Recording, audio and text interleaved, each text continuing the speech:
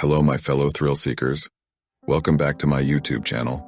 Today I have a spine-chilling story to share, one that will send shivers down your spine. It was a night I was home alone, and little did I know that it would become the most terrifying experience of my life. So buckle up and get ready for a journey into the unknown.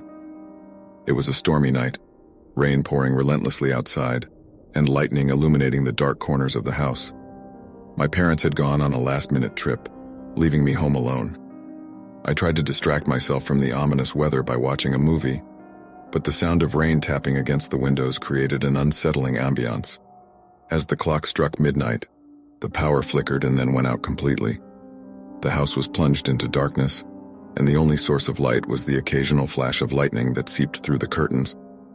I tried to remain calm, reminding myself that it was just a power outage, but the silence that followed each lightning strike made my heart race. The storm outside intensified, and I could hear the wind howling, as if it was trying to break in itself. Suddenly, I heard a soft creak from the staircase. My breath caught in my throat. I strained my ears, hoping it was just my imagination, but then it happened again. Distinct footsteps, slow and deliberate, coming from the darkness below. Fear gripped me, and I frantically searched for my phone, desperate to call for help. But as I reached for it, I heard a sinister whisper, like a faint echo from the shadows. It sent shivers down my spine, and I knew I wasn't alone. Panicking, I locked myself in my room, hoping that whoever or whatever was downstairs would leave. But the silence that followed was even more ominous. The house seemed to hold its breath, as if waiting for something to happen. As minutes turned into an eternity, I mustered the courage to peek through the keyhole. My blood ran cold as I saw a shadowy figure, barely visible in the darkness, moving slowly through the hallway. It was unlike anything I had ever seen, distorted and elongated, almost otherworldly. I had to escape. My heart pounded in my chest as I carefully opened the window. The storm outside raged on, giving me the cover I needed. Clutching my phone tightly, I took a deep breath and made a run for it. The rain soaked through my clothes, but I didn't care. I had to get as far away from that house as possible. My heart raced, adrenaline fueling my escape. I reached a neighbor's house, breathless and terrified, and called the police. They searched my house but found no sign of the intruder. It was as if the shadow had melted back into the darkness from whence it came. Since that night, I couldn't shake off the feeling that the shadow was still lurking in the corners of my mind. I moved away from that house, hoping to leave the chilling memory behind. But I've learned that even the safety of our own homes can become a haunting nightmare, as darkness can take on many forms, even those we can't comprehend. Stay safe out there, my friends, and be cautious when you're home alone. You never know what might be lurking in the shadowed silence. I had recently moved into my own place, finally embracing adulthood at 20 years old. It was a quaint old house tucked away on the outskirts of town, surrounded by tall trees and an air of mystery. Excitement filled me as I looked forward to the freedom of living alone. Little did I know that this newfound independence would soon turn into a chilling tale that would haunt me forever. As the evening settled in, I was ready to enjoy a peaceful night in my new abode. The wind whispered through the trees and the moon cast an ethereal glow over the house. I settled on the couch, savoring the quiet, and turned on some soothing music. But as the night wore on, a feeling of unease began to creep up on me. The house seemed to come alive with strange sounds, creaking floors, distant whispers, and the faint tapping of branches against the windows. I tried to dismiss it as my imagination running wild, but deep down, I sensed that something was amiss. Trying to shake off my nerves, I decided to make some dinner. As I entered the kitchen, an inexplicable chill enveloped me. The hairs on my neck stood on end, and I felt a presence in the room. I glanced around, half expecting to see someone, but the kitchen was empty. As I prepared my meal, the kitchen tap turned on by itself, water cascading down into the sink. My heart raced, and I quickly turned off the faucet. My mind raced with possibilities. Was it a plumbing issue or something more sinister? Foolish. I finished my dinner and headed to the living room to watch some TV. But even as I tried to immerse myself in the show, I couldn't shake the feeling of being watched. Every shadow seemed to hold a secret, every creak an ominous message. Feeling increasingly uneasy, I decided to explore the house to dispel my paranoia. As I climbed the stairs to the second floor, I noticed a door at the end of the hallway. It was slightly ajar, and a cold breeze seeped out from the room. My curiosity got the better of me and I pushed the door open. Inside, the room was shrouded in darkness. I reached for the light switch, but it wouldn't budge. A sense of dread washed over me as I realized there was no electricity in that room. I stepped back, trying to make sense of it all, when suddenly, I heard a soft voice whispering my name.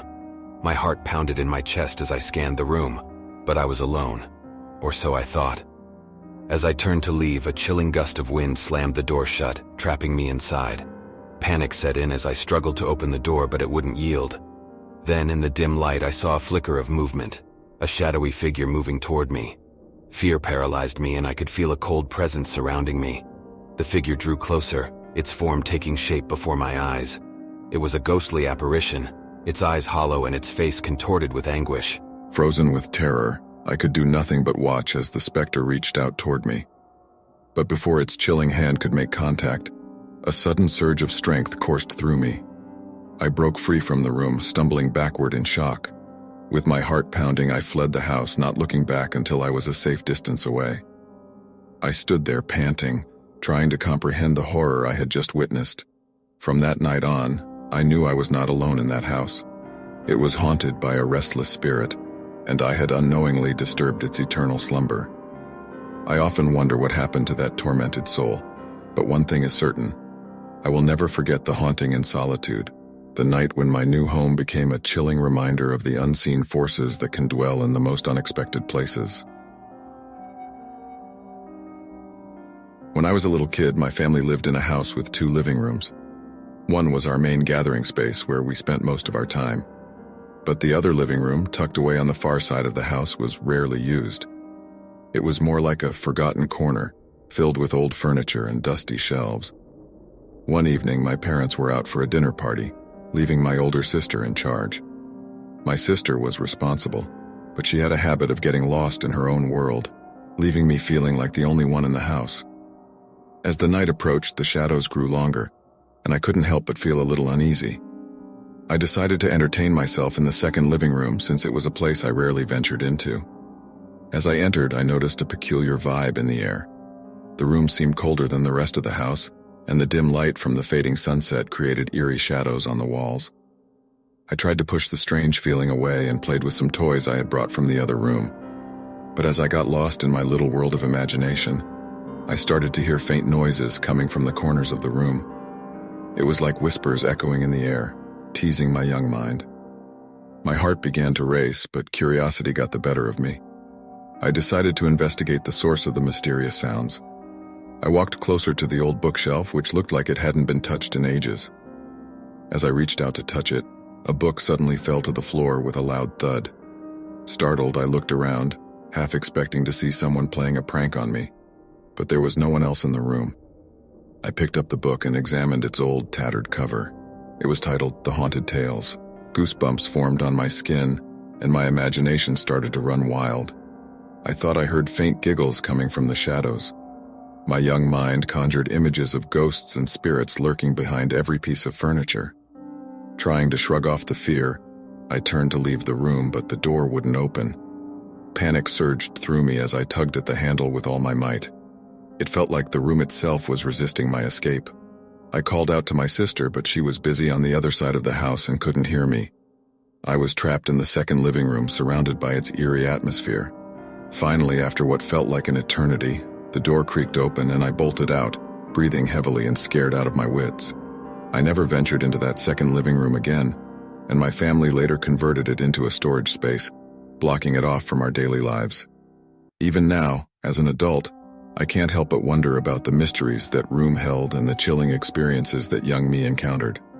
The memory of that night has stayed with me, reminding me that sometimes, even in the safety of our homes, there can be places filled with the unknown. That's it for today's video.